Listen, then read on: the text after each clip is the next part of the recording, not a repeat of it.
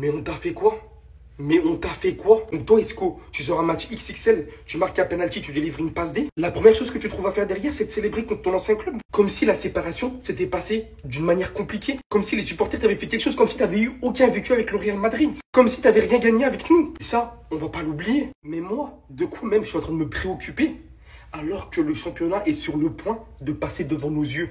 Non, il est passé devant nos yeux. Aussi qu'on est en deuxième position à 54 points, que l'Atlético Madrid va nous rouler ce soir dessus, que le Barça de son côté va littéralement prendre 3 points de plus. Et voilà qu'un match où on était au minimum prendre le nul. Le nul, je parle même pas de la victoire, parce qu'il manque là des joueurs, par des décisions hasardeuses. Carlo Ancelotti qui fait pas jouer Raúl Asensio, incompréhensible. Des tauliers qui ont oublié qu'on jouait la fin de la saison. C'est là le plus important. C'est là le plus important. En début de saison, vous avez été nuls. On n'a rien dit, mais soyez forts au moins à la fin. On fait quoi maintenant? Moi j'en ai marre. Moi j'en ai marre. Non, s'il vous plaît, amenez-moi Xabi Alonso, je ne veux plus subir ça. On subit le haram ball, c'est un fait. On subit le haram ball, c'est un fait. Au moins on gagnait. Là, c'est ni l'un ni l'autre.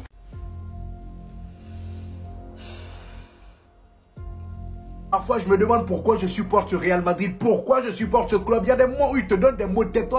Non. 2-0 face au Real Betis. Dites-vous que là, on va passer troisième si l'Atlético de Madrid gagne et le Barça gagne demain. Armand, là, j'ai même envie de dire, si on fait pas attention, on peut oublier la Liga. Là où tu vois qu'on n'a pas de chance sur ce coup-là, comme par hasard, c'est à ce moment-là, au moment où il faut pas perdre des points, qu'on affronte le Betis Prime, qu'on affronte le Isco Prime. Mais Isco, toi aussi, t'es un traître. Quand t'étais au Real Madrid, je te voyais pas cavaler comme ça. Comment aujourd'hui, du début jusqu'à la fin, le frérot, il faisait que courir.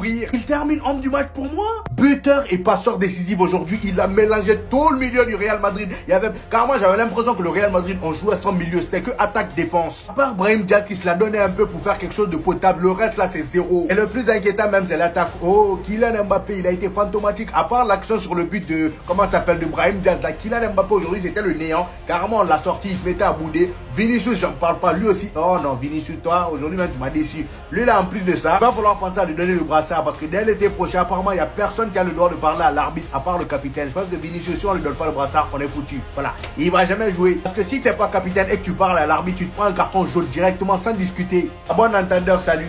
Waouh! Waouh! Je vous l'ai dit, vous serez plus jamais premier. Quel match du Betis! Quel match des Sévillans! Victoire 2-1 face au Real. Et croyez pas que c'est un hold-up. Si vous avez pas vu le match, les hommes manquent mais pas les chiffres. 2,24 d'expected goals. Mis à part la possession qui était un peu plus pour le Real, le Betis a sorti un très grand match. 18 tirs au but, le double de tirs que le Real. 3 tirs cadrés. Le Betis était au-dessus ce soir. Faut parler de football objectivement. Isco, Johnny Cardozo, Altimira. Quel match de patron. Le milieu du Betis a éteint, je dis bien éteint, le milieu du Real. Juste pour que vous compreniez à quel point le Real aujourd'hui a été en dessous, s'est fait dominer. Carlo Ancelotti a rentré Arda à la 60e et Carlo a sorti Kylian à la 75e pour faire rentrer Endrick. D'habitude, il joue jamais. D'ailleurs, c'est tellement pas un cadeau.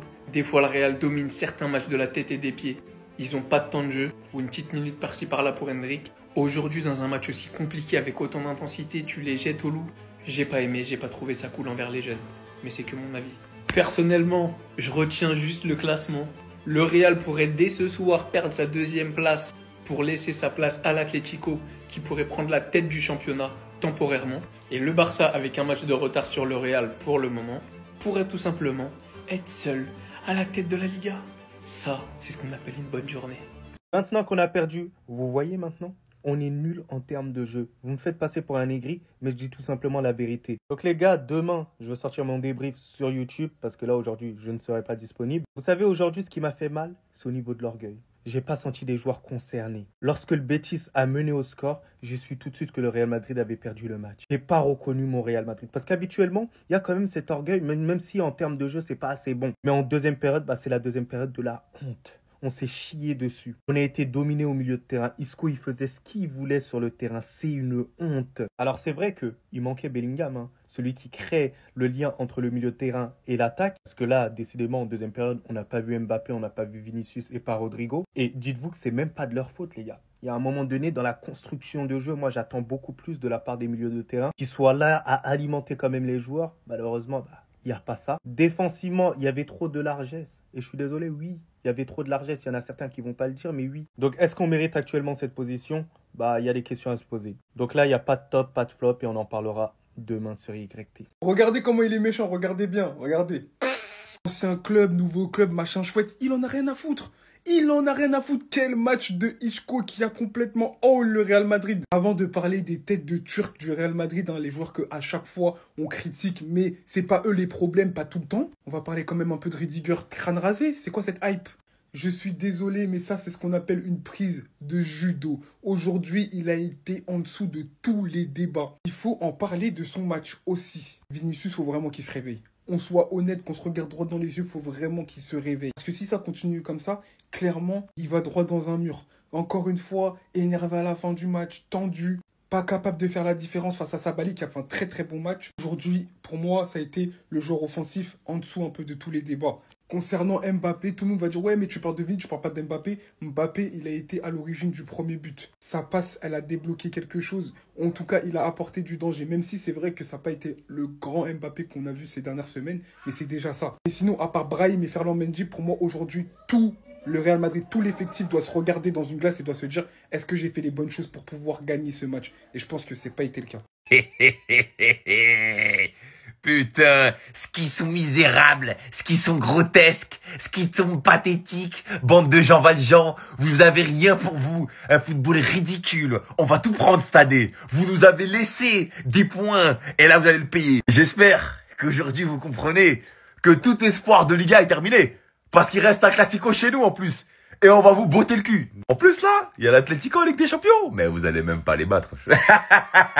Vous cette année, mais y a rien du tout, nada walou. Soyez au moins intelligents, faites comme Rudiger, des boules à Z et gagnez des Hassanettes, parce qu'il y aura que ça pour vous cette année. Asensio qui regarde le match comme ça, mais en fait, comment est-ce que je peux lui en vouloir? Comment est-ce qu'il peut regarder ces deux-là sortir une prestation tout bonnement minable et se dire qu'est-ce que je fous sur le banc? Mais sache un truc, le peuple est avec toi, le peuple est avec toi, tous les Madrilènes de cette putain de planète, hormis Carlo Ancelotti, sont avec toi. Tu es le meilleur défenseur du Real Madrid. Tu fais partie des meilleurs joueurs carrément du Real Madrid. Et pourtant, tu ne joues pas. Asensio est un opprimé. Tout ça pourquoi? Des statuts. Rudiger, apparemment, soi-disant l'un des meilleurs défenseurs de la planète. Mais vous avez vu sa prestation ce soir? Mais comment est-ce qu'il peut être aussi mauvais? Mais moi, je peux pas lui en vouloir. Parce qu'on lui met David Alaba, qui n'a plus joué un bon match depuis 2 ans. Ce joueur, il est fini. Mais quand je vous dis qu'il est fini là-bas, c'est faut me ressortir son dernier bon match. Hein. Tout ça à cause de qui? À cause d'un entraîneur qui ne veut pas jouer au mérite. La méritocratie n'existe plus au Real Madrid. C'est une hiérarchie, c'est une monarchie, appelez-le comme vous voulez. Il ne joue que parce que ce sont des grands noms. Mais si on parle factuellement, aucun joueur sur le poste de défenseur central et même de latéral n'arrive à la cheville de cet homme actuellement. Et c'est même pas qu'au Real Madrid, hein. C'est dans toute la planète. Arsène Wenger a dit qu'il faisait partie du top 5 des meilleurs joueurs du monde. Sur le plan défensif et au poste de défenseur, je suis d'accord. Et pourtant, nous, on fait quoi? On le met sur le banc. Bah ouais. Aujourd'hui, je reçois mon homeboy, entrepreneur, footballeur, homme de cœur, passeur, buteur, célébreur. Isco, merci d'être dans le football. PDG, let's get it! Quel match du patron. Isco, c'est le football. Voilà. Isco, il fait partie des joueurs, même quand il joue au Real, la plupart des Barcelonais, on l'aimait bien. On aurait même aimé l'avoir dans notre club. Voilà la réalité. Isco, c'est le football. Avec un grand F. Je suis prêt à lui payer un psy tous les jours que Dieu fait pour voir cet homme jouer, pour voir cet homme toucher le ballon. Pour ceux qui ne sont pas au courant, Isco il s'est déjà exprimé là-dessus. Il avait perdu de l'intérêt pour le football. Il a fait une dépression. C'est d'ailleurs pourquoi il s'était un petit peu exilé du football, des gros clubs avec toute la pression que ça peut engendrer et qu'il est retourné entre guillemets qu'au Betis Séville. Aujourd'hui, il est épanoui. Il nous propose du football. Pour ceux qui regardent les matchs du Betis, savent qu'Isco, c'est un très grand joueur de football. Il a juste pas envie de chercher plus. Aujourd'hui, il a démontré face au Real, son ancien club. Il célèbre. Ça devrait pas poser de problème aux Madrilènes. Ça les dérangeait pas quand c'était Dembélé qui célébrait contre nous. Mais la réalité des faits, c'est que ce joueur-là, aujourd'hui, avec le talent qu'il a, les performances qu'il affiche, il est titulaire dans 95% des clubs au monde. Et je suis sympa. il serait titulaire avec ce niveau-là dans quasiment tous les clubs du monde, même au plus haut des plus hauts niveaux. C'est un petit peu du gâchis en vrai, c'est égoïste de dire ça. Mais je rêverais de voir Isco dans un plus grand club aujourd'hui me faire rêver quand je le regarde toutes les soirs en Ligue des Champions. Mais tant que lui il est heureux, c'est le principal, c'est l'essentiel. En tout cas, merci pour le match que tu m'as offert ce soir. Grand monsieur, chapeau. Francisco Roman Alarcón Suárez, surnommé Isco, la magie, le football qu'on aime, le vrai foot. Mais quel match, bien sûr, homme du match, buteur du Betis qui a tapé le Real Madrid. Victoire ultra méritée avec un Isco XXL, il était partout. Il était partout. Quand il reçoit le ballon sur le côté, petite semelle, fin de corps, changement de direction. C'était trop fort. Il a fait ce qu'il voulait du Real. En fait, ce match, il l'a coché. Il s'est dit, je vais leur montrer qu'ils m'ont pas remplacé en fait. Que leur milieu de terrain, c'est de l'eau. Parce que le milieu de terrain du Real, ben en fait, il n'y en a pas. Il n'y en a pas. Ils se sont fait manger de A à Z. La victoire est ultra méritée. À un moment donné, les Madrilènes, ce mec-là, c'est plus possible. Le coaching cataclysmique, absence totale de jeu collectif, on est en mars. Il n'y a rien d'huilé, il n'y a rien de préparé, il n'y a rien du tout. Je veux bien le mister, il laisse le talent des joueurs parler, etc. Mais au bout d'un moment, en 2025, si tu n'as pas un minimum de base de jeu, tu n'avances plus.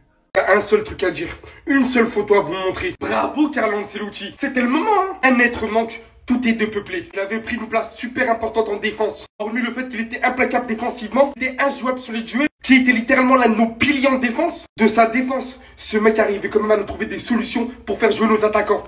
Là qu'aujourd'hui, sur le banc, dans un match aussi important, au détriment de qui? De Alaba. Et je n'en veux même pas à lui.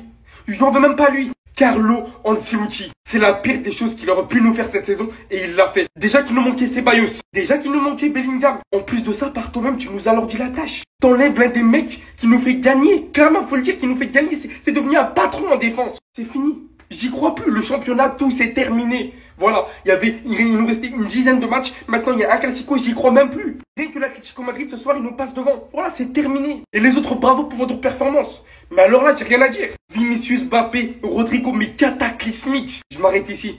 Je m'arrête ici, sinon je vais beaucoup trop m'énerver. Moi, j'ai plus rien à dire, je reste sans parole. Merci Carlo Ancelotti. Il y a quand même une équipe qui avait célébré un match nul en Coupe du Roi entre l'Atlético et le Barça. On vous a dit de faire attention qu'il y a des matchs compliqués qui arrivent.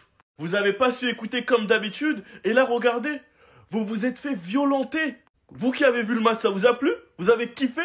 Vous vous êtes fait malmener, miskin. C'était une leçon de foot. Moi, j'ai kiffé, j'ai pris du plaisir devant ma télé. Sachant qu'en plus, vous avez mis le premier but sur une superbe passe clé de Kylian Mbappé et une super passe d'aide de Ferland Mendy pour Brahim Diaz. Vous vous êtes fait égaliser sur corner. Rudiger qui pense qu'il peut tout se permettre. Bien sûr que oui, ça allait finir par être sifflé. Penalty, transformé par Isco. Sachant que dans ce même match, un peu limite, dans ce même match, bizarre. Mais il y avait aussi peut-être un penalty sur Rodrigo, c'est possible. Enfin bref, Mbappé, après sa passe clé, on l'a plus revu. Ils avaient même raté une situation de 2 contre 2. Vinicius, il essayait sur son côté, mais il se faisait bloquer. Vous allez voir, tout le monde va insulter Ancelotti à cause de ses choix tactiques. On attendait tous Anthony Prime ce soir. Mais finalement, nous avons eu Isco Prime, qui leur a fait du sale tout le match. Vous commencez déjà à dire au revoir à la Liga. Enfin bref, sinon vous les gars, vous en pensez quoi? Ramenez-vous sur Snapper, on s'ennuie.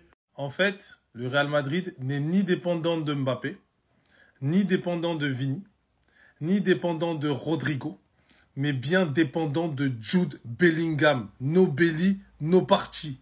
C'est simple. Quand il n'y a pas ce mec, il n'y a pas de milieu de terrain. Et on l'a vu contre le Betis. Il n'y a pas de milieu de terrain. La couverture de ce mec, comment il se bat, se projette. Il est capable de monter sur des occasions, de se replier, de donner des solutions de passe. Voilà, de faire des transversales, de faire des passes décisives comme il avait fait à Hendrick le match précédent. Il n'y a personne qui est capable de le remplacer. Et vu que M. Carlo Ancelotti n'a pas mis de jeu collectif en place pour que tu te reposes sur un schéma, sur des circuits de jeu, en fait, il n'y a aucun jeu. Quand tu n'as pas ce mec qui est à l'anglaise, qui est un combattant, qui est partout, en fait, c'est inexistant au milieu.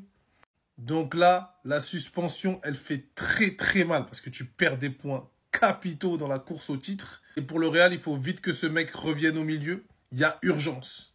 Les gars, il y a des joueurs comme Isco, ils sont obligés de rappeler quel genre d'individus ils étaient lorsque le football était à son prime. Les gars, merci. à Francisco Alacajon, alias Isco, pour sa célébration glissade. Il galoche sa tipère, il sourit au front de la caméra contre son ancienne équipe. Le football est un sport ingrat où tout ce que tu fais peut être oublié au bout de quelques mois. Et Isco, c'est un joueur qui a été oublié par le Real Madrid, voire méprisé, vu sa célébration pleine de caractère. Franchement, cette défaite du Real Madrid, elle est méritée à 100%. Elle aurait pu même être plus sanglante, avec des fautes qui n'ont pas été sifflées. De toute façon, l'arbitre, il avait décidé de presque rien siffler. Faut le dire, il avait décidé de presque rien siffler. Comme ça, il prend pas de risque. Mais après, dans ses oreilles, ça lui disait des bails. Et c'était pas des bails concrets, on dirait. Tout ce que je retiens de ce match, c'est que Isco, il m'a montré qu'il avait choisi l'argent. Parce qu'il a toujours été ce joueur du Real Madrid qui avait cet ADN Barça. Il y avait juste à voir son niveau à son prime avec l'Espagne, numéro 10. Dites-moi ce que vous avez pensé du match du Real Madrid et de la célébration de Isco et on s'attrape.